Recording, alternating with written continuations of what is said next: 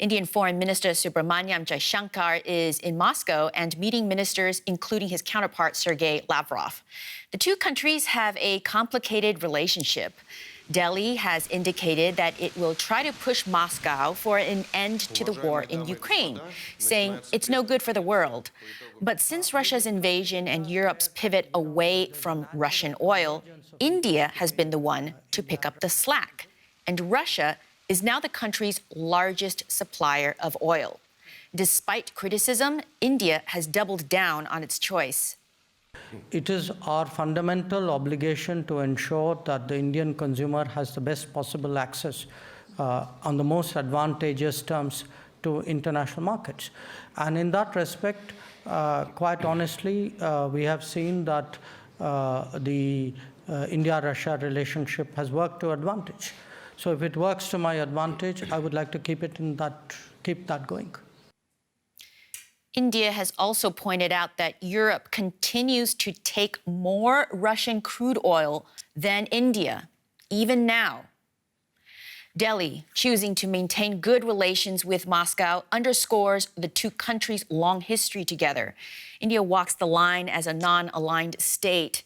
Notably, it did not stand with the group of democracies at the United Nations when it came to condemning the invasion of Ukraine. Here's DW's chief international editor, Richard Walker, to explain more. The UN Security Council, February 2022. The high table of world affairs gathers to pass judgment on Russia's invasion of Ukraine. India's ambassador is here, holding his country's non-permanent seat. He calls for a ceasefire. We urge that all efforts are made for the immediate cessation of violence and hostilities. The Western powers vote to condemn the war. Russia casts its veto, and India abstains. What was India doing here? It was joining the likes of China in refusing to condemn Russia's invasion. Well, this wasn't a matter of principle.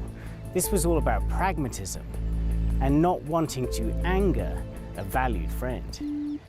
Delhi, just 2 months earlier. Vladimir Putin on a rare trip abroad, heaping praise on his host.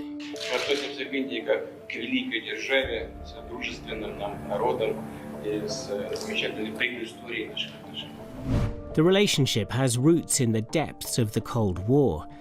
In 1971, Indira Gandhi and Leonid Brezhnev were both concerned about tensions with China. The result, the Indo-Soviet Treaty of Peace, Friendship and Cooperation. India's policy of non-alignment meant the treaty stopped short of being a full alliance, but it helped to seal Moscow's position as India's #1 arms supplier, something that's not been forgotten. Jay Panda is vice president of India's governing BJP party. Russia, or the former Soviet Union, had stood by India when we needed defense capabilities to deal with these challenges of China and others. It was the Soviet Union and continuing into Russia that gave us equipment. Fast forward to the end of 2021 and Putin's visit to Delhi, and arms were very much on the agenda.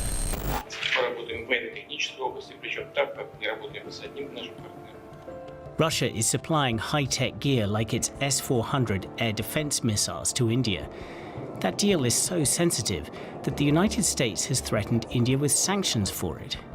But Delhi is sticking to the deal and counters that the West won't match Russia on providing the military tech that it needs. We are still denied certain key defense technologies which are critical for our safety and for our security. And we have been getting them from Russia. Moscow has also done deals allowing Indian manufacturers to make hardware like these Russian tanks. That's something other suppliers have been reluctant to do. India not only gets the tanks, it also boosts its own defense industry, a major strategic priority. India's years-long reliance on Russian military hardware, however, isn't looking so good almost 9 months since the war started in Ukraine. Russian weapons have not performed well on the battlefield. And that, plus Russia's closer ties with India's regional rival, China, may explain Prime Minister Narendra Modi's recent comments to Putin at an in-person summit. To his face, Modi said, quote, "I know that today's era is not an era of war, and I have spoken to you on the phone about this, end quote, suggesting that the two leaders had stronger words in private. To talk about all this, we have Harsh Pant, Professor of International Relations with King's College London. Thanks so much for joining the program, Professor. Can you parse what's happening here? Because we've seen India abstaining at the UN, but we've also seen Modi's recent tough comments to Putin. It's quite a line to walk. Yes, indeed. I think India has been walking a very, very delicate balance between its various partnerships, various commitments, and various kinds of interests that are becoming salient to its foreign policy, from defense to energy to geopolitics. And I think there is a growing discomfort in India that the war, that the conflict in Ukraine has dragged on, that there is no sight of a resolution yet.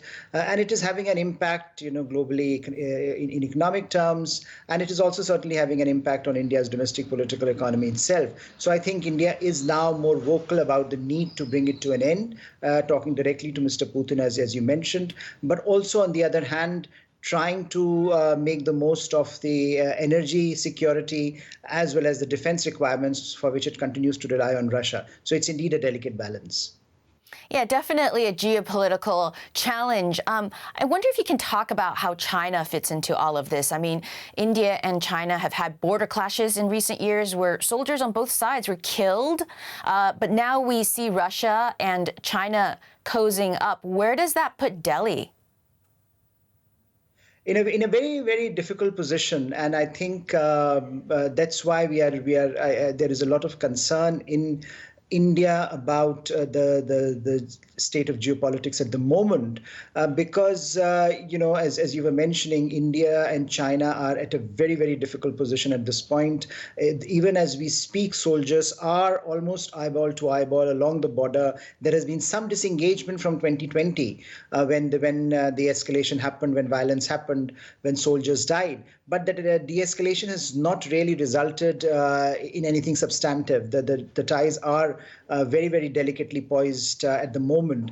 And the fact that Russia, which has been traditionally India's partner over the last several decades, especially during the Cold War, and now seems to be becoming a close ally of China at a time when India relies on Russia for its defense supplies, is very, very, I think, an extraordinary situation to be in. And therefore, India perhaps is one of the unique countries in the world at the moment that needs Russia to manage China at the border operationally, tactically, as well as US and the West to manage China more strategically at the global level over the long term. So I think it's a very, very difficult position to be in diplomatically.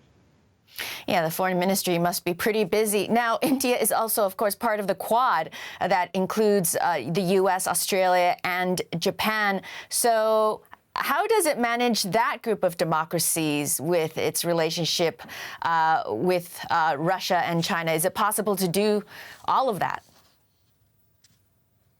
At least they're, I think, at the moment trying to do that. And I think the challenge for India remains that it is facing pressures from two sides. The continental pressure from Eurasia, where China is pressing its claims along the border, along the Himalayan border. And of course, you have the vast maritime space that we now call as the Indo-Pacific, where again, we are witnessing a lot of geopolitical contestation. And India is trying to partner with like-minded countries in the wider Indo-Pacific so as to create a stable balance of power in that vast emerging geography. And in that context, its relationship with Quad members becomes important, because it's not simply the US, but also close allies of the US like Japan and Australia that make the Quad along with India. And India is partnering with these countries to ensure that there is some kind of stability in the maritime space. Harsh Pant, thank you so much for joining us.